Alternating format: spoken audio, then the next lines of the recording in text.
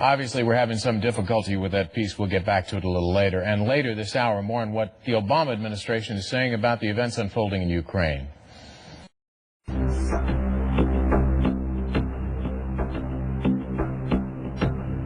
Today is an important day for Al Jazeera and the journalists around the world. It's a global day of action for our Al Jazeera colleagues imprisoned in Egypt. Demonstrations around the world drawing attention to those jailed journalists. Patty Culhane reports.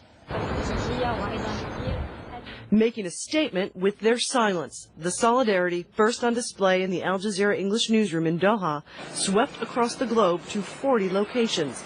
The message clear and consistent. From the streets of Australia, floating in Indonesia, with balloons released in England, and flying high in Brazil. In every language, one message. Banner says journalism is not a crime. A Nobel Peace Prize winner said it in Yemen. We are asking for the freedom of the thought. A poet joined the chorus in Mexico, braving the rain in Paris. Journalism not a crime. And the cold in Toronto, all calling for freedom for Al Jazeera's imprisoned journalists. We want to call on the Egyptian government to release them, as well as on the Canadian government to call for their release publicly and strongly and unequivocally to get them free. None of the Al Jazeera employees are actually Americans, but that didn't stop the White House press secretary from calling for their immediate release. We are closely watching the trial of Al Jazeera staff and journalists in Egypt.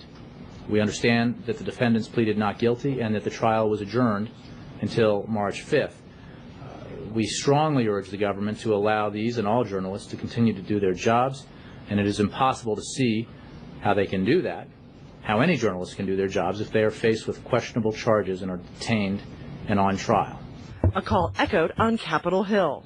Locking up reporters has never stopped the world from finding out what is going on in the country, particularly in this modern world.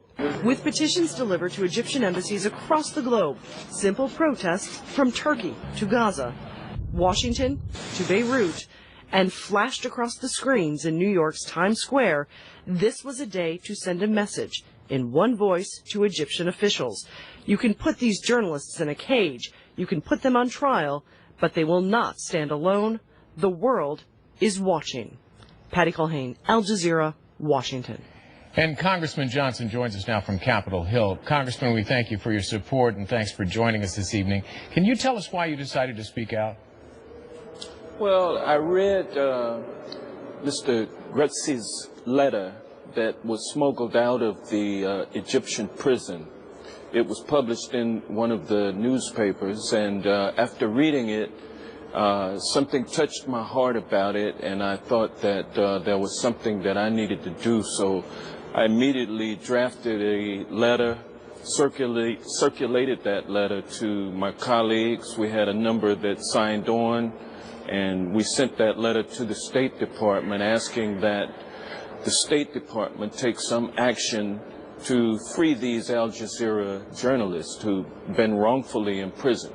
I just talked to 60 Minutes correspondent Bob Simon, and he told me that what needs to happen is that President Obama needs to make a call to the Egyptian government and push for this.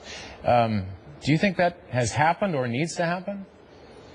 I don't know if it has happened or not, but I think we need calls going out to the Egyptian authorities from the highest levels of the United States government to do what must be done, and that is to free these journalists. After all, the only thing they were doing was their job, which is to report with some degree of accuracy events on the ground. And that's what they were doing, and I think they should be released immediately.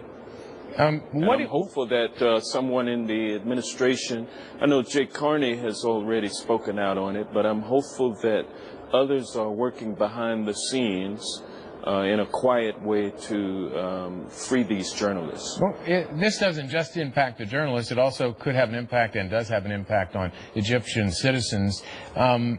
What impact do you think it's having? Well, I think it has a chilling effect on the quest for democracy that we've seen demonstrated by the Egyptian people over the last few years, with the unrest and the awakening of the people, replacing the authoritarian government with a new government, a new constitution, elections, and that signifies that the people thirst for basic freedom and democracy over in Egypt. And so when the military came in and overthrew the elected government, some may agree or disagree with whether or not that was a proper step. But regardless, it has happened, and so we have to deal with the situation as it is in Egypt.